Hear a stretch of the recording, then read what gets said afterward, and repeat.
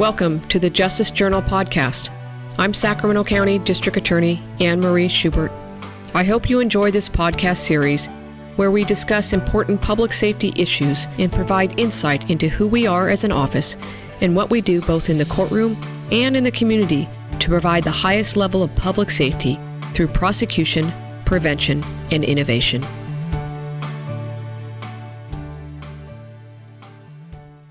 Welcome to the Justice Journal podcast. I'm Shelley Oreo. Last episode, we talked about the Community and Government Relations Division, which was created to increase community engagement and maximize the office's education and prevention outreach. The Community Prosecution Unit is part of that division, where prosecutors work in neighborhoods to create partnerships with residents, law enforcement, community groups, and businesses to proactively address quality of life crimes. We focused on the work the office does in and with the community, using an example of a unique agreement the prosecution unit worked on with Motel 6, which included investment in the Sacramento County District Attorney's Public Safety and Community Improvement Fund.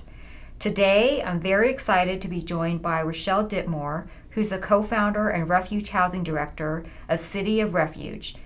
City of Refuge is a DA community partner and also a beneficiary of the District Attorney's Public Safety and Community Improvement Fund. Welcome, Rachelle. Thank you so much for having me. Can you start by telling us about yourself and your organization that you started?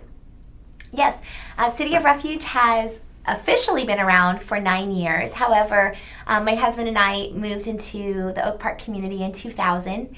And we had one goal in mind, and that was to love our neighbors, to invite them in. And we opened up a house as a hospitality home where we ran after-school programs. We did baby showers for girls in the neighborhood. One year we actually did 36 baby showers and birthday parties for homeless. And really, community is our heart. Being a neighbor is our heart.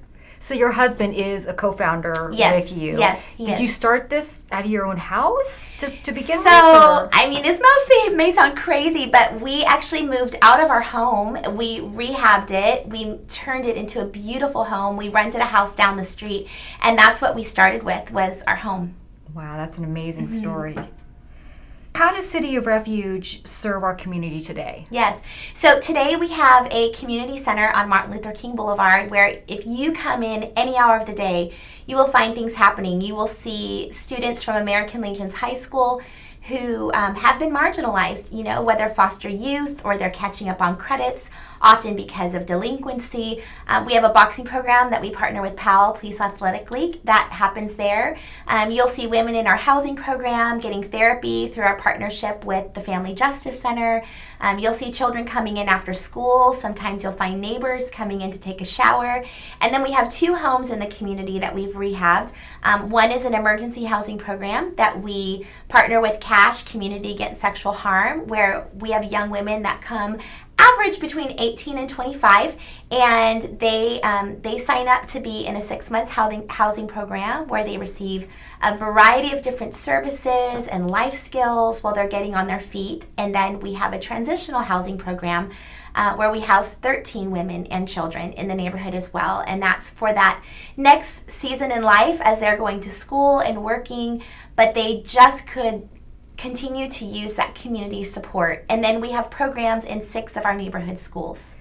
Are there programs for boys and men as well? Boys and girls. So it sounds like you serve yes, everybody. No, boys and girls. And families and community is our heart, because we believe as we strengthen community, we strengthen family and almost reintroduce living and community to people and give them a place to belong, that you see life change. And it's right in their own neighborhood. Right in their own neighborhood.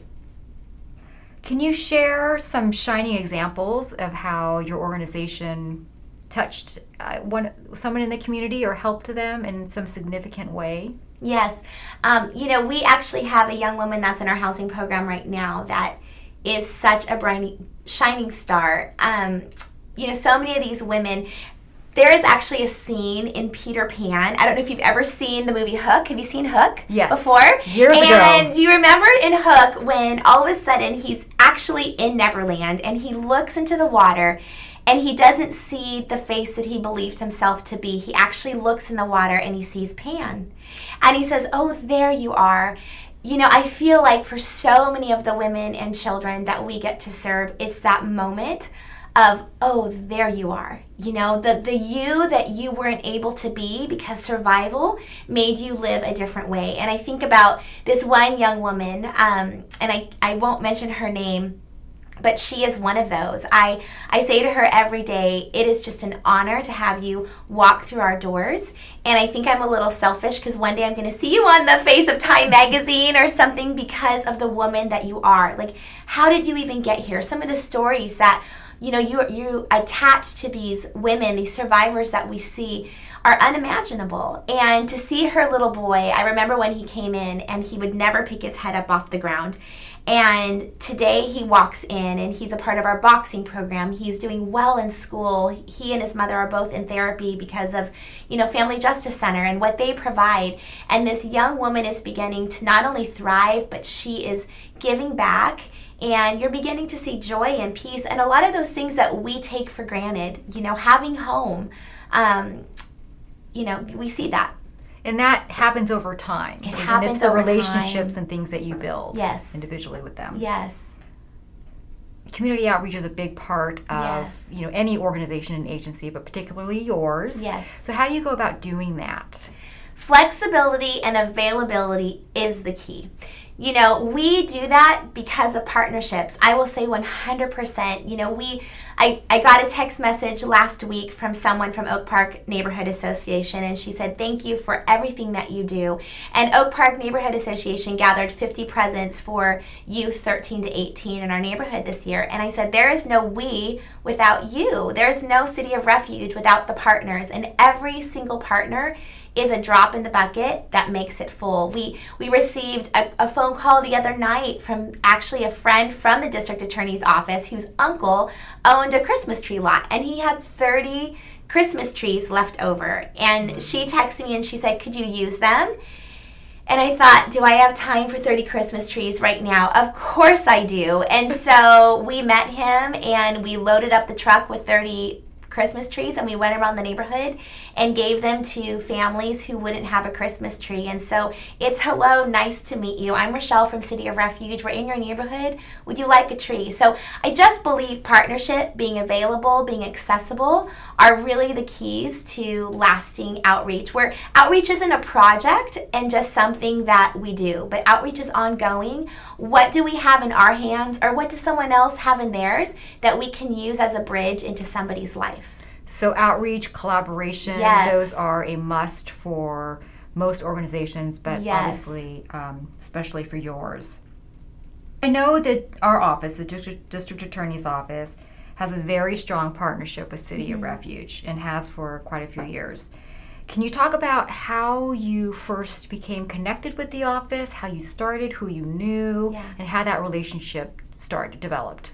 Our relationship really began through the human trafficking initiative, and an amazing human trafficking victim advocate, B, who has become a very good friend of mine. And we always say, you build team where it becomes like family, and you have victims that come through the DA's office that they serve, and those victims need services. And so City of Refuge was one of the partners that they began to reach out to. And so we worked together on several cases, whether it was providing housing or food or clothing for victims in this office. And it was, honestly, before that period of time, I really didn't know the good work that the DA's office does in community to strengthen communities and to also prevent crime. And so we begin to grow in that. And District Attorney Schubert, she's an incredible woman. I just appreciate her heart so much, and her continuing to ask, what are those needs? How can we support? How can we even impact future district attorneys who are coming on by educating them in community when they come out of school and they take the bar, for them to understand the real needs of community. And so she and Natalia Luna and Paul have been just incredible advocates for community, to stay learners, to be givers, And that's really where our relationship forged and has continued. The human trafficking is the Sacramento Together Coalition, which we'll, I'm sure, talk about in a future podcast. And the new attorney program is the We Connect, which is a fairly new program which we send out new attorneys to actually work and volunteer in neighborhoods so that they understand from personal experience the communities they're serving. Yeah. And so you were one of the organizations that they worked with? Absolutely, yes. Yes. Okay. So they came, volunteered with our SHINE program, which is our girls program in our schools. We had some attorneys that came and helped on a school campus and, just played with kids. We did a Halloween outreach together. And so just giving them the opportunity to be present. What was the reaction? Were you surprised? Or did they seem like they were learning things? I'm just curious. They had a great time. And, I think that when we are in work where we serve people, it's easy to burn out, or it's easy to become callous, or, to put people in a box. And I think it's so important to have healthy relationships in our city where we get outside of our world and our box and we connect with others, because it just gives you a fresh perspective. And so, my hopes are that those few hours with City of Refuge that these attorneys get, that it might be a little marker in their life that would remind them to forever get out of their box, to make connection, to see people, and to see humanity. District Attorney Anne-Marie Schubert, who you mentioned, is absolutely a visionary, and she believes that partnerships are vital, and she continues to build those connections. What else do you think the DA's office can do, or the community in general, to improve partnerships, improve the collaborations that just make us all more effective? I believe that building bridges makes us more effective. It's hearing one another, it's seeing one another. We had a little incident the other night. We had a car at City of Refuge that someone had broken into and actually belonged to City of Refuge. And my husband ended up going over there at 1 o'clock in the morning because the police were called, and they said, "Whose car is this?" And it actually turned out to be a homeless woman in the neighborhood who we knew who she was. And when my husband went there and the officers asked, "Do you want to press charges?" my husband said, "Of course not. But I'm so sorry. Like, you can't sleep in this car all night. We don't have insurance to cover you," and all of that. And she looked at my husband and she said, "You know me, don't you?" And he said, "Yes." He says, "I know you." And he came home, and he said it just was one of those moments that just rocked his heart again, because I think inside every person, they want to be known and they want to be seen. And any opportunity that the DA's office has to continue to allow people to be seen and to be known. We know that crime happens often because of years of trauma and people becoming things they never dreamed of. I look at my children every single day in my community, and I think, what? Many of them will succeed, and we'll see some of them take a different road. No little child dreams of growing up and becoming a criminal. And I think that as we just continue to understand that that humanity is a journey, and if we take our role to listen and to see and to take those opportunities, is it going to be a perfect picture? No. But let's not wait until it's perfect to continue to take steps towards reconciliation and hearing and seeing people. As I mentioned, in our last episode, we talked about the MOU with Motel 6 and the community investment that Motel 6 made through the DA's Community Improvement Fund. Our office, based on a number of different factors, selected City of Refuge to receive part of those funds, I believe, for the past 3 years. Can you say a little about what those funds do for your organization, how important it is for City of Refuge to have support from the DA's office, other organizations, and individual citizens in the community to help you continue the good work that you're doing? Yes. I can speak to this, especially this year. Sac City Unified School District is in a major deficit with the budget cuts. They're having to make upwards to $25 million and more. And so a lot of those programs that are needing to be cut from the schools are programs that support social emotional learning in the lives of children. When you look at human trafficking, just as an individual issue, our SHINE program, which has been in 10 of our Sac City schools, on the second week, as we talk about worth, we do talk about human trafficking as it's age appropriate. And are you in all the schools from elementary, or are there certain grades? Elementary, junior, and high school. Oh, okay. So all three ages. And you will see a sea of fourth grade little girls when they're asked the question, how many of you know an uncle or a brother who has a girl that he has sold for money? Or how many of you have a sister or a mother who you know that she has sold herself for money? And you'll see these little girls raise their hand, where it's become such a social norm.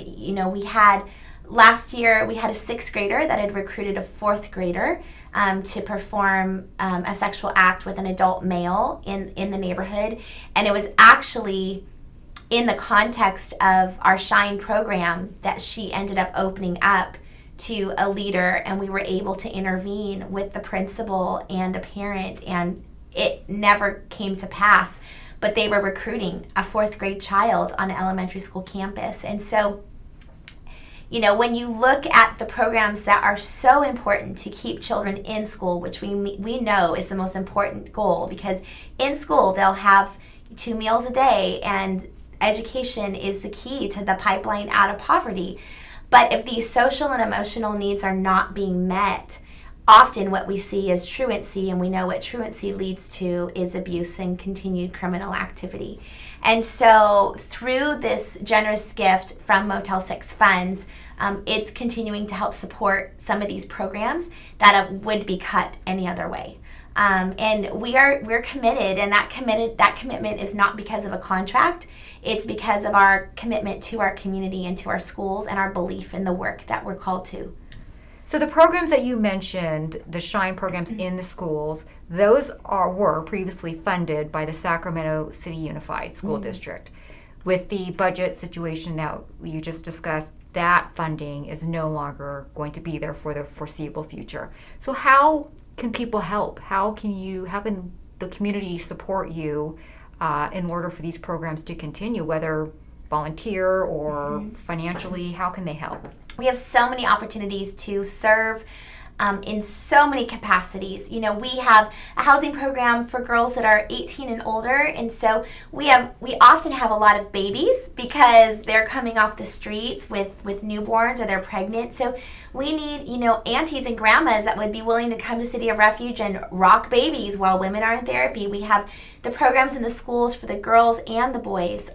We were able to provide last week 75 brand new pajamas, hats, and scarves for Oak Ridge Elementary School as these children were heading off to Sly Park, where their principal said they would be freezing, and sent me a picture of a little girl today all wrapped up in her scarf and hat. And those came from 3 different places. 2 different women who knitted scarves and hats, and a church that collected pajamas for us. There are so many opportunities to get involved and serve, and you can contact us if you go to cityofrefugesac.com, cityofrefugesac.com. So I want to close with, you're very passionate and your energy is amazing. But you must have faced or had to deal with some challenges, I'm assuming, along the way. Can you talk a little bit about what those challenges were and how you were able to overcome them, and how do you stay inspired every day? I know that it's probably the folks that you meet that helps with that, but how do you continue to stay motivated, both you and your husband, really? You'll get a different Rachelle in this answer, right? For a district attorney's podcast, it's actually been a really challenging year. You start this work because of the one. You don't start this work because you want to grow like a huge organization. You start this work because you want to be able to meet one person's need one at a time. And so, the growing is hard. It's not easy. We actually purchased a field a year ago with plans that are drawn up. We have a 28-unit facility that will house 28 families, a restaurant, and a nursery that the designs are actually all drawn for. And, you know, sometimes like I look at that field of dirt and I say, okay, did we hear right?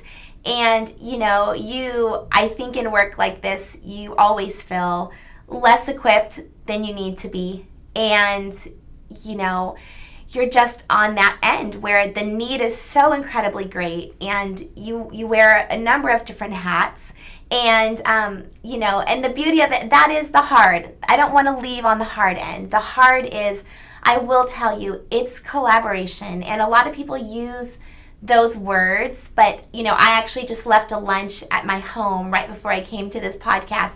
I had the case managers and the executive director of CASH, Community Against Sexual Harm, over for lunch. And I just told them, I said, we would not be who we are without you. It's about putting puzzle pieces together. You know, and the lack of resources, yeah, we could wallow in that. We can sit in that. But we just continue to choose to press on. You know, the hard, I don't know that the hard will ever go away. I don't know if they'll ever be quite enough, you know, have enough running cars and the things that you need.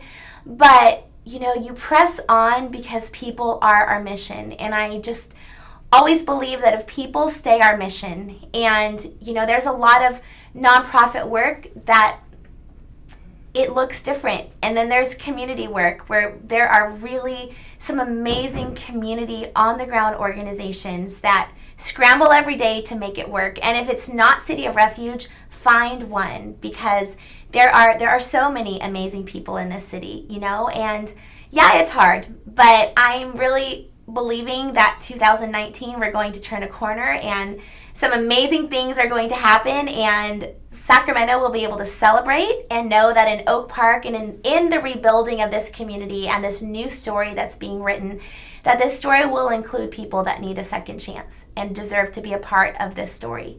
And so that's what keeps me going.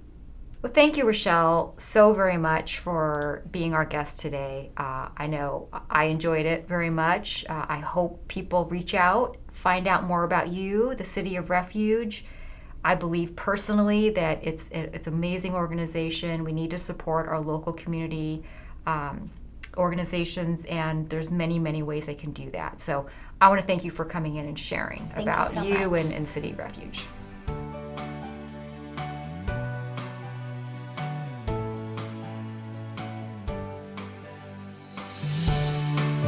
Thank you for listening, and I hope you enjoyed this episode. You can find all of the Justice Journal podcasts on our website at sacda.org, iTunes, Google Play, and YouTube.